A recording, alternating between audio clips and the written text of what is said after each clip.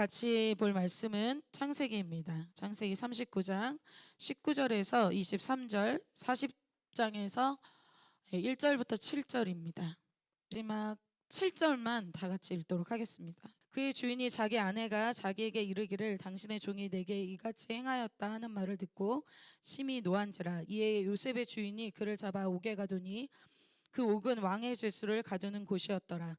요셉이 옥에 갇혔으나 여호와께서 요셉과 함께 하시고 그에게 인자를 더하사 간수장에게 은혜를 받게 하시매 간수장의 옥중 죄수를 다 요셉의 손에 맡김으로 그 재반 사물을 요셉이 처리하고 간수장은 그의 손에 맡긴 것을 무엇이든지 살펴보지 아니하였으니 이는 여호와께서 요셉과 함께 하심이라. 여호와께서 그를 범사에 형통하게 하셨더라.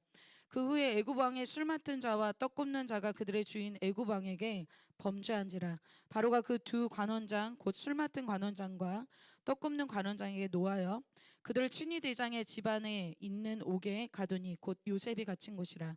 친위 대장이 요셉에게 그들을 수종들게 하며 요셉이 그들을 섬겼더라. 그들이 갇힌 지 여러 날이라. 옥에 갇힌 애굽 왕의 술 맡은 자와 떡 굽는 자 두 사람이 하룻밤에 꿈을 꾸니 각기 그 내용이 다르더라. 아침에 요셉이 들어가 보니 그들에게 근심의 빛이 있는지라. 마지막 7절 같이 읽겠습니다. 요셉이 그 주인의 집에 자기와 함께 갇힌 바로의 신하들에게 묻되 어찌하여 오늘 당신들의 얼굴에 근심의 빛이 있나이까. 아멘. 네, 오늘 JCM 같이 나눌 말씀 제목은 꿈을 담는 그릇이 되라입니다. 성경에서 하나님의 비전을 받은 사람들의 이야기가 참 많이 나옵니다. 꿈을 받고 또 비전을 받은 사람들의 특징은 바로 그 비전을 받자마자 그들의 인생에 좀 특별한 사건들이 많이 생긴다는 것이 우리가 성경에서 보는 내용입니다. 그러니까 비전을 받을 때부터 평범하지 않은 삶을 살게 된다는 뜻입니다. 그래서 하나님의 사람으로 비전을 받으면 그때부터 나의 삶에 엄청난 많은 사건들이 생기게 된다는 것이죠. 그래서 우리가 특별히 비전을 받은 사람은 비전에 맞는 코스로 주님이 그 사람의 인생을 이렇게 인도하십니다.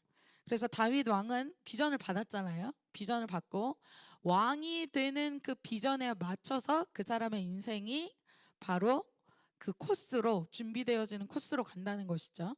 그리고 요셉도 오늘 마찬가지입니다. 하나님의 비전을 받고 자기가 갖고 있는 야망이 아니죠. 하나님이 주신 비전을 받은 이 요셉의 삶에 바로 하나님이 애굽 총리가 되는 그 비전에 맞도록 이 요셉의 삶을 인도하십니다.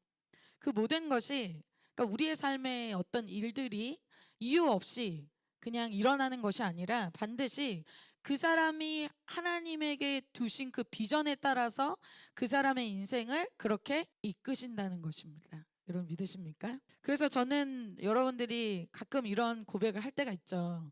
저는 남들과 다른 캠퍼스 생활을 너무 사는 것 같아요. 내 20대가 다른 친구들하고 좀 다른 것 같아요. 또 나는 30대가 좀 다른 것 같아요. 이렇게 얘기하시는 분들이 있는데 그 사실은 어떤 뜻입니까? 아주 잘 살고 있다는 뜻입니다. 왜냐하면 부르심이 다르고 또 비전이 다르기 때문에 당연히 길이 다르겠죠. 그런데 우리가 특별한 비전이 없는 사람은 어떻게 살까요? 그 다른 사람하고 비슷해지려고 굉장히 노력하겠죠. 왜? 자기에게 특별한 비전이 없으니까 어떻게 해야 돼요? 다른 사람이 가는 넓은 길을 따라가야지 잘 사는 길입니다. 왜? 비전이 없고 부르심이 없는데 다른 선택권이 없잖아요. 그래서 남들이 이 길로 와 가면 그 길로 가는 겁니다. 근데 비전이 있는 사람은 틀리죠. 그래 여러분 제가 요즘에 찰리 커커 얘기를 되게 많이 하고 있는데 찰리 커커는 고졸입니다. 사실은 대학교를 한 학기 다니다가 그만뒀어요. 왜냐하면 한 학기 다니다가 자기 삶에 어떻게 보면 큰 멘토를 만나게 돼요. 그리고 기도를 했겠죠. 찰리 커커가 굉장히 신앙심이 깊은 사람이기 때문에. 그래서 비전에 맞게 고등학생과 또 대학생들을 라이징하기 위해서 대학생 생활을 접고 그가 고등학생 또 대학생들을 터닝 포인트 USA라는 것을 만들어서 그들을 깨우고 또 나라가 하나님의 비전에 맞게 다시 돌이키는데 자기 인생을 올인합니다. 자기 목숨까지 드렸죠. 그래서 여러분 잘 아시는 것처럼 31세에 그가 최근에 죽게 됐죠. 근데 그 사람의 인생에 대해서 우리가 왜 이렇게 평범하지 않은 인생을 살지? 왜 이렇게 자기 인생을 낭비하지? 그렇게 얘기하지 않죠. 우리가 오히려 그런 비전의 인생, 그런 자기의 삶을 올인하고 그것으로 어떻게 보면 죽은 그런 인생에 대해서 우리가 오히려 리스펙하고 정말 가슴 설레어 합니다. 그래서 여러분들이 잘 아시는 것처럼 최근 찰리 커크의 죽음 이후에 성경이 36%가 팔리는 급증하는 그런 일이 그 나라의 미국에 일어나고, 또 MZ 세대 학생들이 찰리 커크가 죽은 이후에 다시 교회로 유입되는 그런 일들이 일어나고 있습니다. 단 한 사람 때문에 그런 일이 일어난 겁니다. 어떤 사람입니까? 비전의 한 사람 때문에 그런 일이 일어났다는 거예요. 그래서 뭐 여러분 비전이 없고 나는 비전이 없어요. 그리고 나는 비전을 예전에 받았지만 잃어버리면 어떻게 돼요? 저 크리스천들도 다 저렇게 사는데 나도 그렇게 살아야지. 그렇게 된다는 것입니다. 굳이 그렇게까지 살 필요가 없다는 것이죠. 그러나 비전, 어떤 꿈을 가진 사람은 그 가치를 위해서 어떻게 합니까? 목숨을 던진다는 거예요. 올인한다는 거예요. 그것이 아깝지 않다라는 거죠. 자원한다는 것입니다. 예수님이 그런 삶이었죠. 예수님이 특별한 비전을 받았습니다. 그래서 태어남부터 특별했다. 그래서 말구유에 나시고 나사렛 출신으로 사셨습니다. 참 비슷하게 못 살아서 막 안타까워하는 인생이 아니죠. 태어남부터 특별하고 죽음까지도 아주 특별하죠. 그러나 가치가 있습니다. 왜냐하면 하나님이 나에게 두신 인생의 비전을 놓고 살기 때문에 그 인생이 아깝지 않고 가치가 있는 삶으로 아낌없이 남김없이 후퇴 없이 드려지는 삶이 된다는. 그래서 오늘 우리가 보는 말씀은 이 요셉의 꿈을 담은 그릇, 꿈을 이룬 그릇이었던 요셉의 삶을 우리가 보고자 합니다. 뭐 요셉의 삶이 그랬다. 그것이 우리에게 무슨 의미가 있겠어요? 요셉의 삶으로 하나님이 우리를 이끄실 때 여기서 아멘하는 사람은 요셉의 삶으로 쓰임받을 수 있다는 것입니다. 여러분 그렇게 되기를 원하십니까? 그래서 여러분 나 한 사람 뭐 오늘 예배에 내가 뭐가 특별하겠어? 내가 한 명 뭐 결단하는 게 뭐가 특별하겠어? 하나님 앞에서는 특별하다는 거야. 왜? 찰리 커크 같은 한 사람, 요셉과 같은 한 사람, 그 한 사람이 나라의 기류를 바꾸고 세대의 기류를 바꾸고 다음 세대의 역사를 바꾸기 때문입니다. 여러분 그거 정말 믿으세요? 저는 그것을 정말 믿습니다. 그래서 우리가 만약에 여기에 막 10,000명이 모여 있어도 요셉처럼 결단한 사람 한 명 없으면 우리 모임은 해체해야 된다는. 근데 우리가 단 20명이 모여도 단 10명이 모여도 그런 한 사람, 내가 요셉과 같이 결단하는 그 한 사람, 다윗과 같이 하나님 앞에 살겠다는 결단한 그 한 사람, 그 한 사람이 나온다면 10,000명 모이고 몇억 명이 모여도 그 한 사람 안 나오는 모임보다는 20명 모이고 10명 모여도 그 한 사람이 나오는 모임이 승리하는 모임인 것입니다. 그게 우리 JCM 예배가 될 줄 믿습니다. 특별히 하나님은 오늘 요셉의 인생을 통해서 어떠한 그릇의 비전을 담는지를 두 가지를 통해서 우리에게 보여주고 있습니다. 첫 번째는 깨끗한 그릇입니다. 요셉이 오늘 우리가 얼마 전에 내용을 봤었어요. 음란의 유혹의 시험을 통과했을 때 주님이 다음 단계의 문을 열어주십니다. 첫 번째 음란의 시험을 통과한 요셉이. 요셉이 보디발의 처해 어떤 이러한 유혹에도 자기의 이 깨끗함, 이 정결함을 지켰습니다. 그리고 사단의 이러한 유혹의 이 도전들이 실패로 끝난 것이죠. 그런 요셉을 오늘 하나님은 어디로 인도하시냐면 감옥으로 인도하십니다. 요셉을 공경에 처하게 하기 위해서 보디발의 처가 자기의 죄를 은폐하기 위해서 요셉을 오히려 망하게 하는 그 길로 인도하는데 보디발 자기 남편에게 이 거짓말을 하게 되죠. 그래서 이 요셉이 감옥에 갇히게 되는 내용이 오늘 내용입니다. 아마 보디발의 처는 아마도 자기 생각에 요셉은 망하게 되고 자기 죄는 완벽하게 은폐될 것이다 라고 생각을 했겠죠. 19절 20절에 이렇게 내용이 시작합니다. 오늘 내용이 그의 주인이 자기 아내가 자기에게 이르기를 당신의 종이 내게 이같이 행하였다 하는 말을 듣고 심히 노한지라. 그 주의 주인이 누구예요? 보디발의 처의 아이를 듣고 어떻게 해요? 당신의 종 요셉이 내게 이거 나를 겁탈하려고 했다 이런 거짓말을 해요. 그리고 심히 노했다고 얘기합니다. 20절 이에 요셉의 주인이 그를 잡아 옥에 가두니 그 옥은 왕의 죄수를 가두는 곳이었더라. 요셉이 옥에 갇혔으나. 여러분, 이 보디발의 처해 생각대로 됐죠? 잘 된 것 같죠? 그런데 어때요? 지금 이 감옥이 어떤 감옥이라고 20절에 얘기합니까? 그 옥은 왕의 제수를 가두는 곳이었다라고 얘기합니다. 여러분, 여기서 성경의 이런 학자들이 무엇이라고 얘기하냐면 대부분 이런 종이 어떻게 보면 주인의 아내를 겁탈하려고 한 거잖아요. 여러분이 주인이에요. 이 당시에 살아요. 그럼 어떻게 했겠어요? 즉각 처형이죠. 끝이에요. 사실은 죽여야 마땅한 겁니다. 많은 주인들이 그랬어요. 그런데 오늘 신기하게도 보디발이 그 얘기를 들었는데 요셉을 죽이지 않고 그냥 죄수를 가두는 것도 아니고 왕의 죄수를 가두는 그곳에 요셉을 가뒀다는 거예요. 그래서 성경학자들은 아마도 이 보디발의 처의 말을 믿지는 않았을 것이다라고 얘기를 합니다. 왜냐하면 그랬다면 심히 노했는데 바로 죽였겠죠. 그런데 감옥에 놔뒀다는 것은 그가 그 아내의 말을 들어주는 척 했지만 사실은 요셉을 다시 복귀시키려는 마음이 조금 있었다라고 이야기를 합니다. 어찌됐건 이 생뚱맞게 왕의 죄수를 가두는 곳에 요셉이 가게 되죠. 하나님이 반복적으로 요셉의 인생을 통해서 우리에게 말씀해 주시는 것이 있습니다. 무엇입니까? 요셉을 죽이려고 했던 형들의 계획은 오히려 애굽으로 가는 비전을 이루는 것이 됐고, 요셉을 이번에도 또 죽이려고 했던 이 보디발의 처는 오히려 요셉을 애굽의 총리가 되게 하는 그 길로 더 빠르게 인도해 준다는 것입니다. 이것은 하나님이 우리에게 무엇을 얘기할까요? 어떻게 보면 힘이 있는 형들이 다수가 힘을 가진 다수 그리고 권력을 가진 보디발의 처, 그런 권력을 갖고 돈을 갖고 힘을 갖고 있는 사람이 요셉을 부당하게 누르고 요셉은 하나님의 말씀대로 살지만 결국 망하는 인생이 됐다. 우리는 그 대부분 이렇게 상황을 보고 그렇게 생각하잖아요. 요셉이 진짜 바보 같고 요셉은 정말 망하는 인생이 된 것 같죠? 그러나 실제는 어때요? 비전에 가까워지고 있다는 것입니다. 자, 하나님의 역사는 완벽하게 이루어지고 있다는 거예요. 요셉이 더 비전으로 가까이 가고 있습니다. 요셉을 하나님이 신실하게 이끌고 있다는 거예요. 악한 자가 이기는 것 같아 보이고 내 거짓말이 통하는 것 같이 보이는데 하나님은 그 위에서 일하신다는 것입니다. 그러나 하나님이 요셉의 인생에 왕이 되셔서 그의 삶에 아주 신실하게 일하시고 계십니다. 갈라디아서 6장 7절과 8절 같이 한번 읽어보겠습니다. 시작. 스스로 속이지 말라. 하나님은 업신여김을 받지 아니하시나니 사람이 무엇으로 심든지 그대로 거두리라. 자기 육체를 위하여 심는 자는 육체로부터 썩어질 것을 거두고 성령을 위하여 심는 자는 성령으로부터 영생을 거두리라.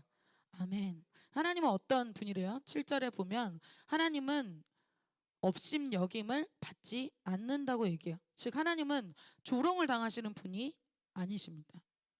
하나님은 그 사람의 삶에 지금 아무도 몰라도 요셉의 삶에 지금 일어나는 일 누가 알아요? 가족들도 몰라요. 아무도 모릅니다. 보디발도 사실은 어떤 일이 있었는지 모르죠. 하나님이 그런데 모든 걸 알고 있다는 거예요. 하나님은 업신여김을 조롱을 받지 않으시는 분이라고 얘기해요. 즉 그 사람의 삶에 지금 심고 있는 것을 그 사람이 결국은 거두게 하신다는 것입니다. 여러분, 이것은 참 무서운 이야기이기도 하고 기쁜 이야기이기도 합니다. 계시록에 보면 네가 소자에게 한 것, 물 한 그릇 준 것까지도 내가 기억한다라는 거. 아무도 몰라요. 근데 하나님이 기억해서 갚아주신다는 거죠. 반대로 뭘까요? 하나님이 모르게 진행되는 죄의 문제도 반드시 하나님이 심판하시고 갚아주신다고 말씀하고 있습니다. 자, 하나님을 거역하고 하나님을 멸시하고 있는 것도 다 알고 계시다는 것입니다. 그래서 내가 내 삶의 열매는 저 사람 때문이에요. 환경 때문이에요. 하나님이 뭐 그렇게 했어요. 말할 게 없다는 거죠.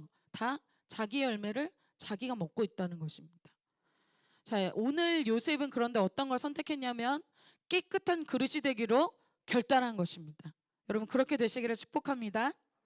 그게 첫 번째 단계라는 거예요. 그렇게 되자 깨끗한 그릇으로 자기의 삶을 정돈하고 정리하고 이 훈련이 마치자 두 번째 하나님은 어떻게 하시냐면 그와 함께 하신다는 거예요. 죄를 짓게 되면은 하나님의 임재가 떠나가죠. 이런 찬양을 해도 하나님의 임재가 느껴지지가 않습니다. 기도해도 하나님의 임재가 없다는 거예요.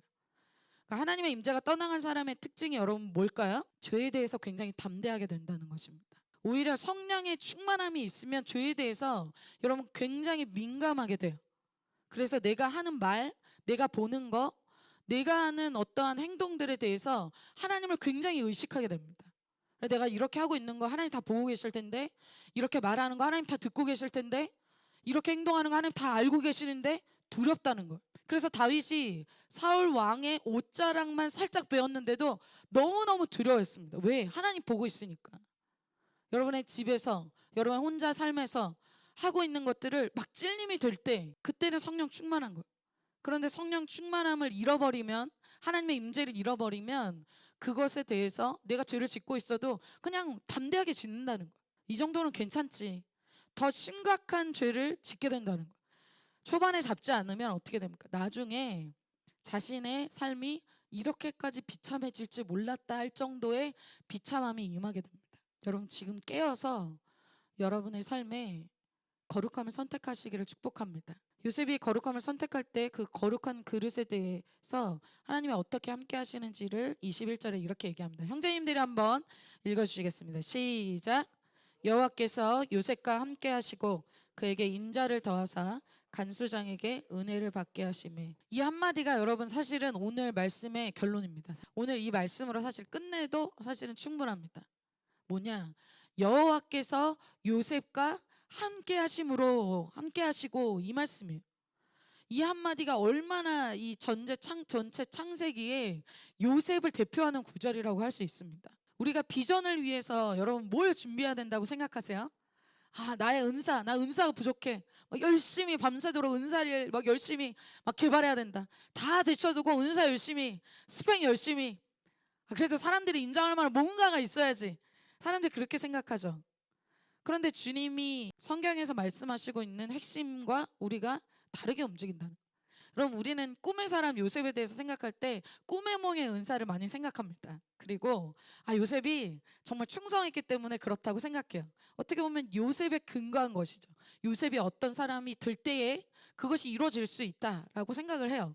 그러니까 내가 지금 있는 스펙으로는, 내가 갖고 있는 은사로는, 내가 갖고 있는 충성심으로는 좀 되기가 힘든데 이렇게 생각한다는 거예요. 물론 일부 맞습니다. 믿음도 맞고 충성도 맞고 은사도 맞아요. 하나님이 반드시 그걸 쓰십니다. 그런데 성경에서 아주 계속해서 반복적으로 말씀하신 키는 그게 아니라는, 그걸 모르면 놓친다는 거죠. 자, 오늘 내가 누구 편에 서 있는가가 우리의 인생의 핵심이 됩니다. 내가 누구와 함께 하는가가 내 인생의 운명을 좌우한다는 거예요. 요셉은 지금 보디발의 처와 함께 하지 않기로 결단을 했죠.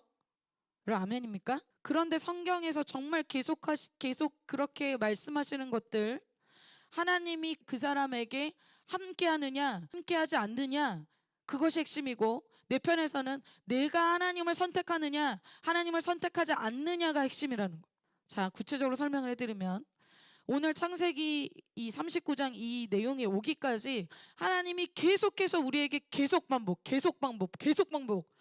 듣게 하시고 또 듣게 하시고 또 말씀하시고 또 포인트 얘기하는 것이 있다는 거예요. 그게 뭐냐? 내가 누구와 함께하고 있느냐는 거예요. 자, 창세기 39장 2절부터 6절까지 저희가 그 전에 본 내용에 이렇게 얘기하고 있습니다. 하준왕자인가 제가 번갈아 가면서 좀 읽을게요. 여호와께서 요셉과 함께 하심으로 그가 형통한 자가 되어 그의 주인 애굽 사람의 집에 있으니, 여기서 말씀하고 있죠. 지금 요셉과 누가 함께 하세요? 하나님이 요셉과 함께 하시죠. 그렇기 때문에 자, 그가 그것 때문에 형통한 자가 되었다라는 거예요. 여러분 충성하기 전이에요? 은사가 개발되기 전이에요? 지금 뭐가 먼저 사전에 수반된 거예요? 여호와께서 요셉과 함께 하셨다. 자, 그렇기 때문에 형통한 자가 됐대요. 그 다음에 3절에 뭐라고 얘기할까요? 그의 주인이 요셉을 딱 보니까 요셉이 될 만해요? 그게 아니에요. 성경에서 뭘 얘기하고 있어요? 주인이 여호와께서 그와 함께 하심을 봤다라고 얘기하는 거예요. 자, 누굴 본 거예요? 믿는 사람이 아닌데 요셉을 딱 보니까 요셉이 뭔가 저 사람과 뭔가 함께하는 그 저 사람 믿는 신이 그 사람과 함께 하심을 봐서 그 하나님이란 분이 그의 범사에 형통하게 하심을 보았다라고 얘기하고 있어요. 요셉의 특별함, 요셉의 어떠함을 본 게 아니라 하나님을 본 거예요. 자, 4절. 요셉이 그의 주인에게 은혜를 입어 섬김에. 그래서 요셉에게 보디발이 은혜를 준 거예요. 왜 요셉 때문에? 아니라는 거예요.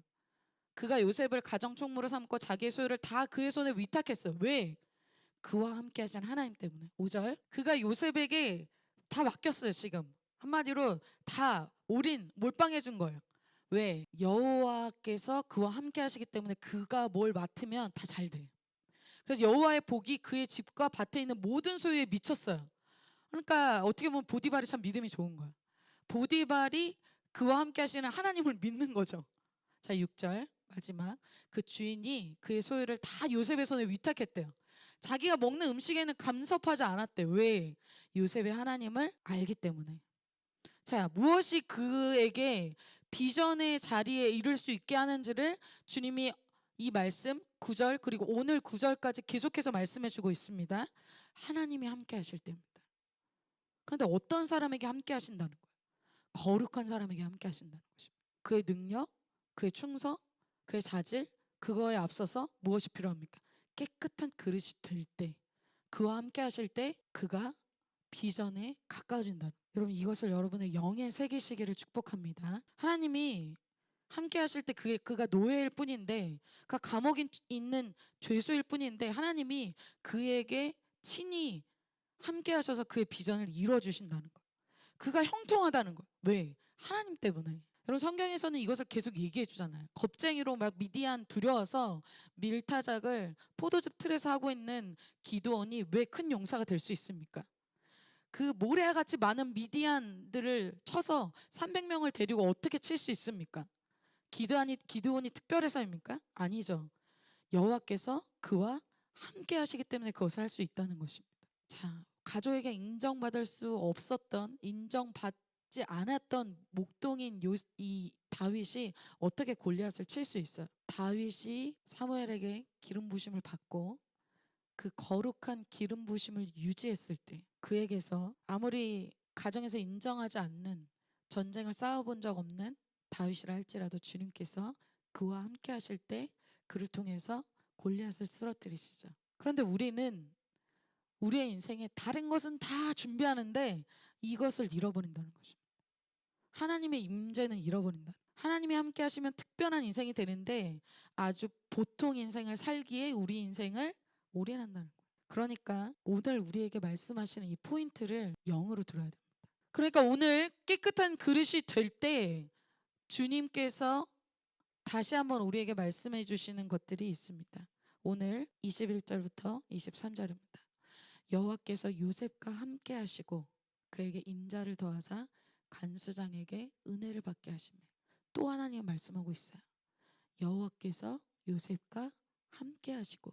22절 간수장의 옥중 죄수를 다 요셉의 손에 맡김으로. 똑같죠. 그 재반 사물을 요셉이 처리하고.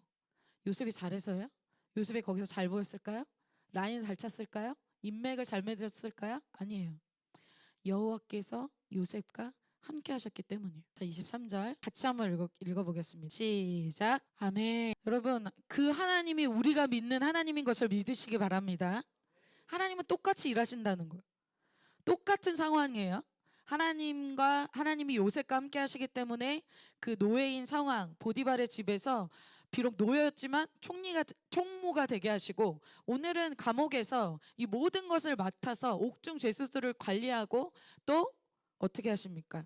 이 재무, 사무들을 다 이 요셉이 관리하도록 주님이 함께 하셨다, 형통하게 하셨다라는 거예요. 자, 그래서 우리 편에서는 어떤 것이 중요할까? 누구 편에 누구와 함께 하는가가 우리의 인생을 좌우하게 된다는 거예요. 자, 여호수아는 자기 앞에 둔 비전을 앞두고, 여호수아는 이 가나안 땅 점령을 앞두고, 여러분, 우리가 중요한 일을 앞두고 있을 때는 어떻게 기도해요? 어떤 걸 원합니까? 말씀도 이런 걸 기대하죠. 하나님 내 편이 되어 주신다. 하나님 나를 막 격려하신다. 막 이런 말씀을 기대하잖아요. 그 네가 맞다.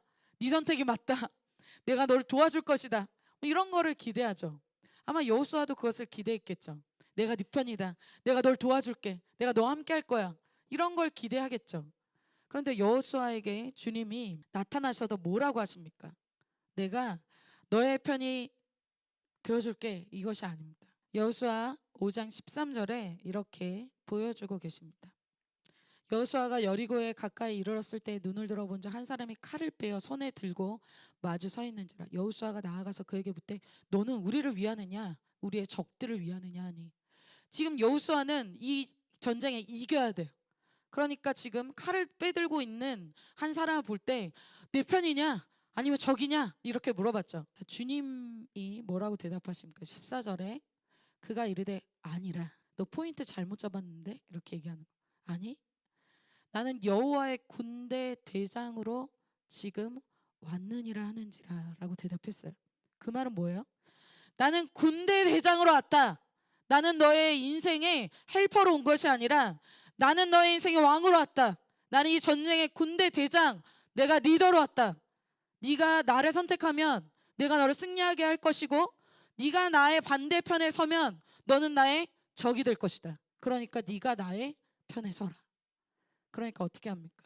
누구 편이 아니라 네가 내 편에 서야 된다. 주님 제 편에 서서 저의 것을 도와주세요. 이게 아니라는 거. 우리의 예배는 하나님 저를 도와주세요. 저의 기도 제목 들어주세요. 그게 예배가 아니라는 거. 진짜 예배는 어떤 거? 내가 하나님 편에 서게 된다는 거예요. 내가 하나님의 길을 서게 된다는 거예요. 내가 하나님께 여호수아처럼 엎드려지는 거란 말이에요. 그래서 여러분 경배라는 뜻은 엎드려 절한다는 뜻이에요. 하나님 제가 지금 고집하고 있는 거 제가 원하는 거 왜 안 들어주십니까? 사람들은 그게 예배라고 생각하잖아. 그게 기도 응답이라고 생각하잖아. 그거 들어주시면 좋은 하나님이라고 생각해요. 그런데 여호수아가 결정하죠. 얼굴을 땅에 대고 엎드려 절했다는 거.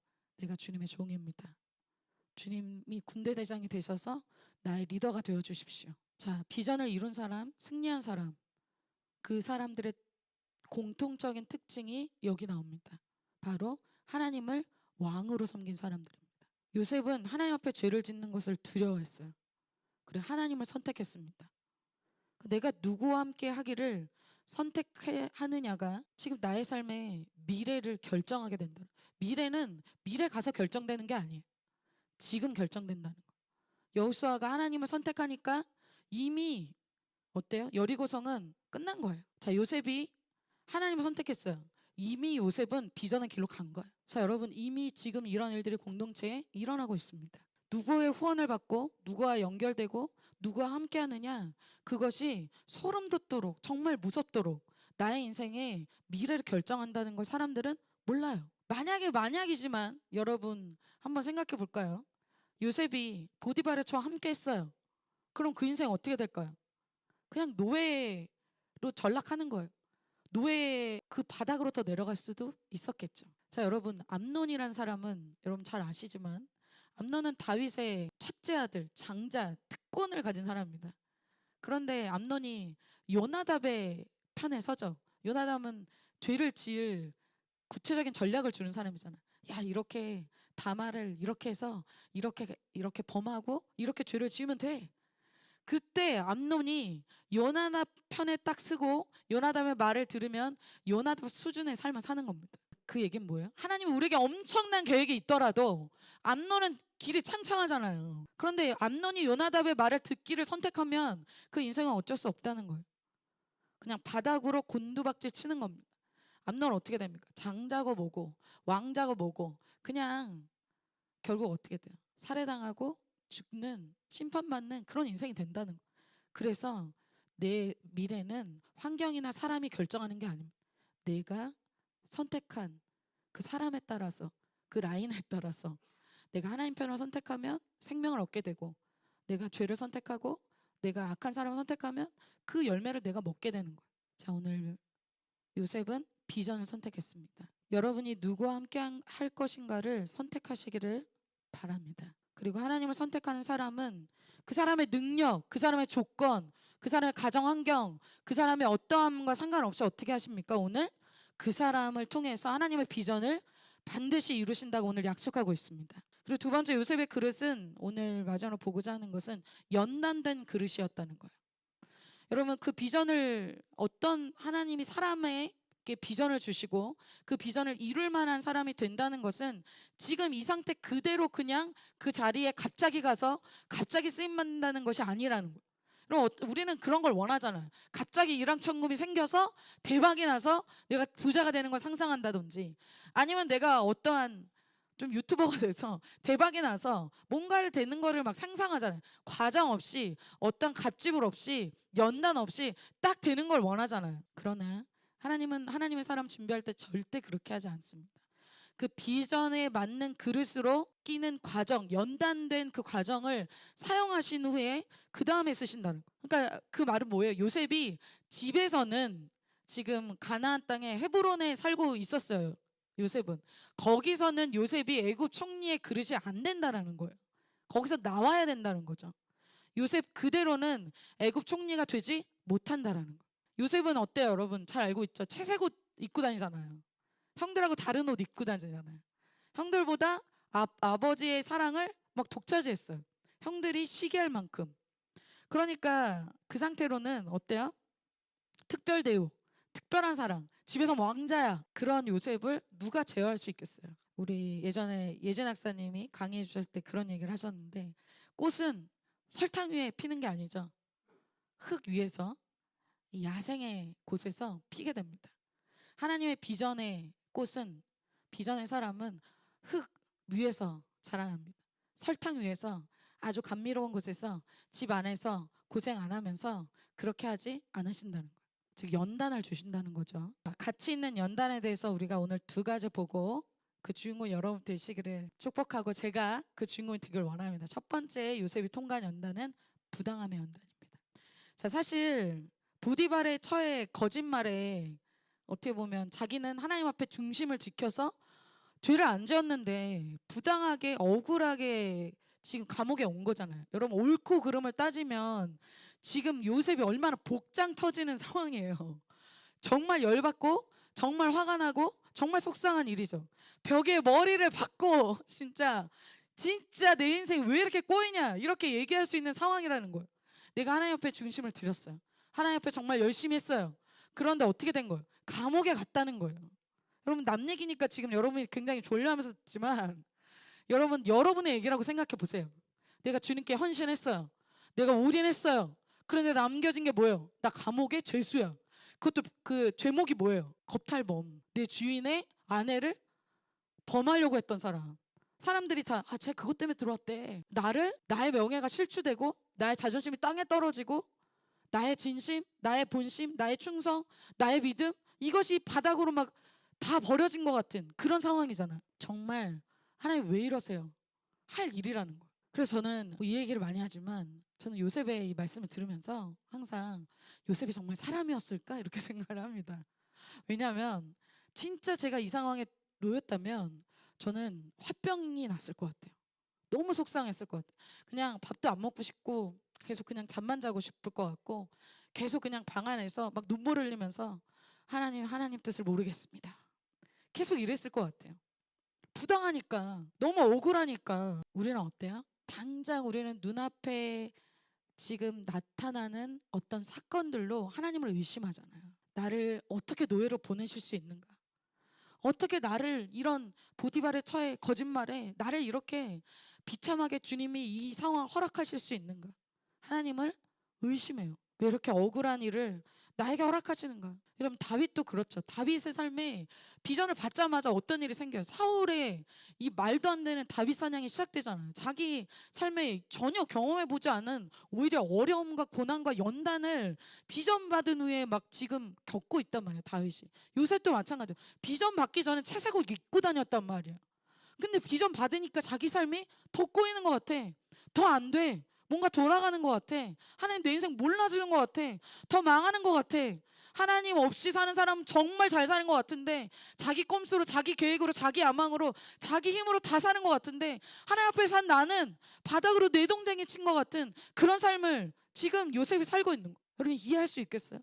받아들일 수 있겠어요? 요셉이 만약에 보이는 상황, 보이는 사람, 그걸로만 생각했다면 화병이 났겠죠. 그래서 여러분 교회를 떠나기도 하고 하나님께 예배드리지만 마음 다친 채로 예배드리고 다 그렇게 하잖아요. 하나님께 삐졌어. 저도 그런 적이 참 많았던 것 같아요. 하나님이 나에게 왜 이런 억울함에 연단을 주실까? 나에게 왜 이렇게 부당한 일을 겪게 하실까? 믿음을 잃어버리면 그렇죠. 여러분 요셉도 우리랑 똑같은 사람입니다. 얼마나 힘들었겠어요. 제가 참 이 말씀을 묵상하면서 요셉이 이 상황을 어떻게 이겨낼 수 있었을까? 어떻게 이겨낼 수 있었을까? 묵상하면서 요셉이 또 다윗이 어떤 어려운 부당한 일을 겪을 때 성경에 그렇게 기록되어 있지 않지만 다윗의 이야기를 보면 다윗이 부당한 일을 많이 겪죠. 그럴 때마다 다윗이 어떻게 하냐면 하나님을 기억합니다. 아마 요셉도 이때 감옥에 갈 때 하나님을 기억했을 거예요. 어떤 걸 기억했을까요? 부당한 형들의 그런 시기심으로 노예로 비참하게 팔릴 때 그곳에서 형들은 나에게 그렇게 했을지라도 하나님이 그곳에서 나를 형통하게 하시고 나와 함께 하시고 나에게 잘 되게 하시는 그 하나님을 요셉이 기억했을 거예요. 그렇기 때문에 지금의 상황도 보디발의 첫 때문에 내가 지금 당장은 이렇게 될지라도 하나님이 나와 함께 하실 것이다. 그래서 감옥에서도 잘 되어지는 형통해지는 것을 보면서 그래도 지금 나와 주님이 나와 함께 하신다.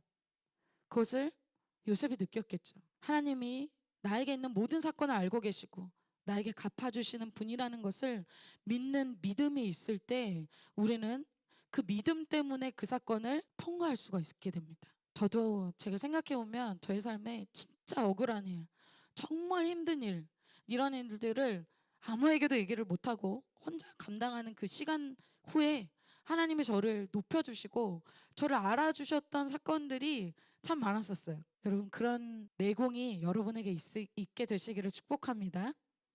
남들은 아무도 몰라요. 내가 어떤지 아무도 몰라요. 내가 힘든 거 아무도 몰라요. 근데 하나님이 나를 알아주시고 나를 갚아주시는 거예요. 여러분 하나님이 높이시면 낮출 수 있는 사람이 아무도 없습니다. 요셉의 인생이 그렇다는 거. 자 여러분 이 사건은 참 많이 부당합니다. 보디발에게 충성했고 또 하나님 앞에 중심을 지켰는데 손해보는 상황 같아요. 묵상하면서 참 세상에서 가장 억울한 분이 누구였을까? 바로 예수님이셨겠죠. 예수님이 비전을 이루는 그 과정은 너무나 억울하고 너무나 부당합니다. 하나님의 아들이지만 어떻게 해야 돼요? 우선 말그 위에 태어나야 돼요. 신분이 나사렛 출신이어야 돼요. 조롱받아야 돼요. 그리고 죄인으로 취급받아야 돼요. 그리고 침뱉음을 당해야 되고 따귀를 맞아야 돼요. 무엇 때문에? 내 죄 때문이 아니에요. 다른 사람의 죄를 감당하느라고 그 억울함의 기간을 버티고 견뎌야 된다는 거예요. 결국은 몸이 채찍을 맞아서 다 너덜너덜해진 상태에서 피를 다 쏟으면서 죄인의 신분으로 십자가에서 강도들과 같이 그런 취급을 받으면서 올라가셔야 된다는 거예요. 그게 주님이 비전을 이루는 과정이라는 거예요. 그런 연단과 그런 부당함과 억울함의 그 열매가 바로 우리라는 거예요. 그런데 우리는 비전을 너무 쉽게 이루려고 해요. 눈물 없이 이루려고 해요.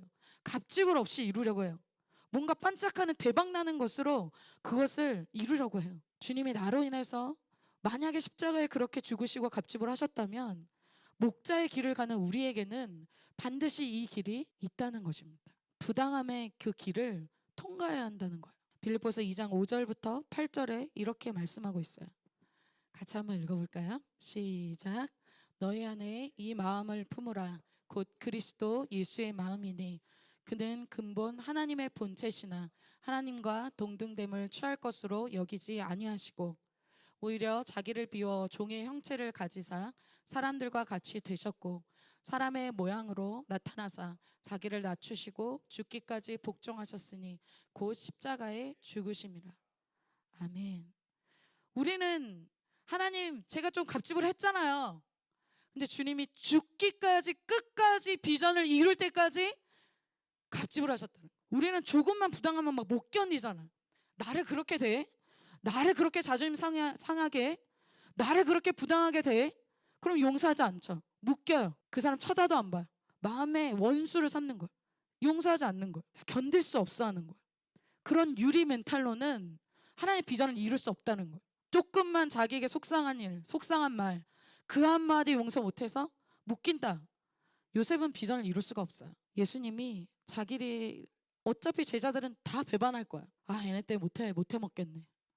가룟유다 심지어 입맞춤으로 은 30에 노예 한 명 값에 자기를 팔아요. 아, 얘 때문에 진짜 못하겠다. 내가 고쳐주고 내가 치유해준 사람, 호산나 막 찬양하던 사람들이 나를 십자가에 못 박으러 막 선동해요. 여러분, 그거 보면 할 수 있겠어요? 못해요. 사람을 보면 못한다는 거예요. 어떻게 보디발이 나에게 이렇게, 어떻게 형들이 나에게 이렇게. 사람을 상대로 살면 여러분 섭섭하죠. 화병 나죠. 다 팽개치고 그냥 미워하고 싶고 용서하고 싶지 않고 막 살고 싶죠. 이때 사람을 근거한 사람은 다 무너지게 된다. 그리고 어떻게 했을까요? 요셉이 나는 형들 때문에 너무 속상해서 나는 이런 죄라도 지어야 돼. 나는 보디발의 처에게라도 사랑을 받아야겠어. 내가 지금 이렇게 혼자 있고 이렇게 내가 억울하게 여기까지 와 있는데 누가 내 마음 알겠어. 내가 이렇게 죄 짓는 거 당연하지. 자기의 죄를 정당하면서 자기의 상처를 정당하면서 다른 사람의 죄 때문에 내가 더 무너지게 된다. 나의 죄를 합리화하고 상처를 합리화하고 나는 가정에서 그렇게 사랑을 못 받아서 어쩔 수 없어. 사람에게 근거하고 사람을 통해서 해결하려고 하면 내 인생을 더 꼬이게 됩니다. 그렇게 사람 앞에서 내 인생을 살면 작은 인생이 된다는 거예요. 그런데 누가 요셉의 값지불을 알아주십니까? 하나님이 요셉의 값지불을 알아주신다는 거예요. 계속 요셉이 잘 되게 하시는 분이 하나님이시라는 거예요. 여러분, 이런 인생 되시기를 축복합니다. 사람 눈치, 사람 꼼수로 사람 인맥 타서 막 그렇게 내가 잘 돼야지, 그런 작은 인생, 사람 앞에 사는 인생, 그런 초라한 인생 되지 마시고 하나님 앞에 살아서 당당하게 하나님 앞에 왕 대신 하나님 앞에 살아서 하나님이 잘 되게 하는 인생, 요셉과 같은 인생 사시기를 축복합니다. 그러니까 어때요? 다윗도 하나님 앞에 사니까 사울을 상대로 살지 않으니까 어떻게 큰 인생이 된다는 거예요. 아무리 사울이 죽이려고 해도 다윗을 죽일 수가 없다는 거예요. 예수님이 그러한 길을 선택할 때 모습이 성경에 나와 있죠. 마태복음 3장 14절에서 17절입니다. 요한이 말려 이르되 내가 당신에게서 세례를 받아야 할 터인데 당신이 내게로 오시나이까. 이거 무슨 얘기예요? 죄인들이 자기의 죄를 용서함 받는다는 의미로 세례를 받고 있을 때 예수님이 그 죄인들의 대열에 세리와 창기와 같이 이렇게 줄을 서서 계신 거예요. 그러니까 이 세례 요한이 깜짝 놀라서 예수님 지금 뭐 하십니까? 왜 여기 계십니까? 당신이 나한테 세례를 줘야지 여기 죄인들의 대열에 왜 서 계십니까? 이렇게 얘기했어요. 예수님은 굳이 거기에 서 있지 않아도 된다는 거예요. 그런데 어떻게 합니까? 15절에 예수께서 대답하여 이르시되 이제 허락하라. 제가 이 구절을 보는데 너무 눈물이 많이 났어요. 주님이 일부러 그곳에 서 계신 거예요. 그럼 누구 대신 서 계신 거예요? 나 대신 서 계시는 거예요. 내가 가진 죄를 가지고, 내가 지은 죄를 가지고 그 죄인의 대열에 서 계신 거예요. 이제 허락하라. 우리가 이와 같이 하여 모든 의를 이루는 것이 합당하니라. 이것이 하나님 아버지가 나에게 주신 그 비전의 길을 이루는 길이다. 이에 요한이 허락하여. 자, 16절에 예수께서 세례를 받으시고 곧 물에서 올라오실새 하늘이 열렸어요. 하나님의 성령이 비둘같이 내려 자기 위에 임하심을 보시더니, 자, 여기서 부당하죠? 억울하죠? 예수님은 자기의 죄로 인해 세례 받는 게 아니에요. 죄인 대신 그곳에 서 있어요. 그렇게 하나님의 비전의 길, 억울한 길, 부당한 길을 갈 때 주님께서 그러한 사람에게 어떠한 음성을 들려주시는지를 오늘 보여주고 있어요. 17절을 같이 한번 읽어볼까요? 시작. 하늘로부터 소리가 있어 말씀하시되 이는 내 사랑하는 아들이요 내 기뻐하는 자라 하시니라. 아멘. 주님이 어떻게 하십니까? 주님의 비전의 길에 갑지불을 하는 예수님의 인생에 있어서 예수님이 이는 내 사랑하는 아들이요 내 기뻐하는 자다. 여러분, 이러한 인생 사시기를 축복합니다. 예수님이 하나님이 주신 정체성으로 충만하신 것. 사람들이 나를 어떻게 볼까? 그것이 아니라 이는 내 사랑하는 아들이요 내 기뻐하는 자다. 너는 나사렛 출신이고 너는 이렇게 목수의 아들이고, 그런 정체성이 아니고 비전을 이루는 그 길에서 죄인 대신 서 있는 그 나의 모습이 얼마나 하나님이 기뻐하는 모습인지를 주님 말씀하고 계신 것이죠. 여러분, 특별한 그릇은 특별한 상황 가운데 되어줍니다. 나에게 일어난 연단, 부당함, 그것이 금을 만드는 연단 재료가 됩니다. 이 과정을 통과하시기를 축복합니다. 마지막 그 연단의 과정은 바로 섬김의 연단입니다. 사실 여러분 아까 얘기한 대로 요셉의 원래 모습은 가정 안에서 채색 옷 입고 자기가 하고 싶은 말, 그냥 하고 싶은 말은 그냥 하는 정말 왕자 같은 삶이에요. 그래서 제가 참 성경을 볼 때 참 요셉이 해맑다 이런 생각을 합니다. 왜냐하면 이제 형들이 자기의 꿈을 듣고 굉장히 화가 날 내용인데 그 내용을 서스럼 없이 하나님이 주신 꿈을 형들한테 해맑게 얘기하잖아요. 그것 때문에 사실 형들이 굉장히 분노하고 시기하거든요. 그러니까 사실 요셉은 어떤 사람이냐면 참 해맑지만 참 눈치가 없고 참 다른 사람의 감정이나 다른 사람의 좀 생각을 참 못 읽는 사람이다라고 좀 볼 수가 있습니다. 자, 어떻게 보면 요셉은 아직 철이 없는 성숙하지 않은 비전은 받았지만 아직 섬김이 부족한 집안에서는 왕자일 뿐이라는 거예요. 그래서 여러분 성숙함이 부족한 사람의 특징이 뭐예요? 남에게 관심이 없다는 겁니다. 이기적이라는 거예요. 그래서 자기에게는 집중해 주길 원하는데 자기는 다른 사람에게 집중을 잘 안 합니다. 대화하면서도 그럴 때 여러분 있지 않아요? 자기의 관심, 자기의 이야기 이것에는 막 집중해 주길 원하고 다른 사람 들어주길 원하잖아요. 근데 다른 사람에게 집중 잘 안 하는 사람들 있죠. 왜 그럴까요? 자기중심적이기 때문에 그렇습니다. 이기적이어서 그래요. 그래서 남의 형편, 남의 지금 감정, 남이 내가 이 얘기를 했을 때 어떤 생각을 할까를 전혀 생각하지 않는다라는 거. 그래서 이 사람의 항상 메인은 그 사람의 핵심은 뭐예요? 자기 문제, 자기 감정, 자기 학점, 자기 스펙, 자기 미래 이거에만 완전히 몰두돼 있습니다. 몰입돼 있어요. 그러니까 자기 삶 외에는 다른 사람을 돌아볼 그럴 만한 그릇이 안 된다라는 것이죠. 그래서 연말이 여러분 지금 연말이 됐어요. 한번 생각해 볼까요? 나의 스펙, 뭐 나의 삶 외에 여러분들이 다른 사람을 돌아보고 다른 사람을 살리고 그러한 열매가 얼마나 있습니까? 나의 일이 아니라 다른 사람의 일을 돌아봐서 그 사람에게 생명이 들어가고 그 사람이 변화된 일이 얼마나 있습니까? 그게 사실 그 사람의 그릇 크기라. 그런데 요셉에게 준 뭐 비전은 열방을 향한 그릇이에요. 너무 큰 그릇이에요. 그런데 사실은 요셉의 진짜 모습은 그런 그릇이 아니라는 거죠. 그러니까 주님이 그곳을 나오게 하십니다. 그래서 주님이 나오게 하셔서 섬김에 훈련을 시킨다는 거. 뭐부터 합니까? 대단한 일부터 시키는 게 아니라 보디발을 섬기는 그 한 사람을 섬기는 것부터 시작하게 하신다. 여러분 하나님의 놀라운 비전이라고 하면 놀라운 자리에 가서 시작된다고 생각하잖아요. 그런데 그렇지 않다는 거. 내 앞에 있는 한 사람, 내 앞에 있는 두 사람, 나에게 하나님 붙여주신 그 사람에게 어떻게 섬기는지를 주님이 훈련하신다는. 자, 그래서 보디발의 집에 노예로 갔을 때 보디발을 상대로 섬기는 일을 하게 하시죠. 가정을 감당하는 총무로 하게 하시고 감옥에서는 옥중 죄수로 다른 죄수들을 관리하는 오늘은 구체적으로 두 사람을 섬기게 되죠. 그러니까 어떻게 하는 거예요? 나의 일이 아니라 보디발의 일 그리고 원래 내 일이 아니라 감옥에서 원래 간수장이 해야 될 일 다른 사람의 일을 내가 감당하고 또 다른 사람의 형편을 살리는 일을 반복적으로 하나님이 트레이닝 하신다는 그게 하나님 나라의 리더십이기 때문에 그렇습니다. 그래서 우리가 목자로 산다 할 때 여러분 셀 안에서 무엇을 한다고 할 때 뭘 하는 겁니까? 나의 삶이 아니라 다른 사람의 일, 다른 사람의 형편을 살리는 일이라는 거야. 그러니까 자기중심적인 사람은 결코 목자도 될 수 없고 요셉도 될 수 없는 거예요. 그러니까 요셉의 스케일이 작기 때문에 주님이 이제 어떻게 하신다는 거예요?